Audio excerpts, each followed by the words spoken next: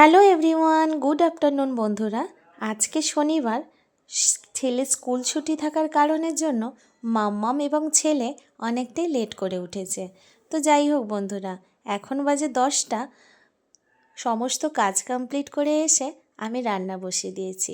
মাম্মামের আজকে helping hand হিসাবে কাজে লেগেছে আমার ছেলে। তো তাকে বললাম ফোন ধরে দেবে, আমি আজকে রান্না করব। তো ছেলে জিজ্ঞাসা করে মাম্মাম কি রান্না করবে। আমি বললাম আজকে তো শনিবার, আমরা খাই না আমিষ, সেরকমটা বলবো না।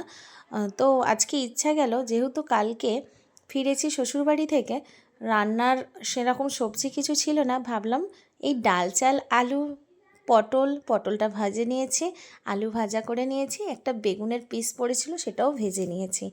তো এইটুকু সবজি দিয়ে ভাজা করে নিয়েছি। আর তার সাথে কি করা যাবে, তো আজকে খিচুড়ি করে নিয়েছি। যেহেতু শনিবার, ভালোই লাগে, শুনেছি নাকি শনিবারে খিচুড়ি খাওয়া ভালো, তাই আমিও এখানে খিচুড়ি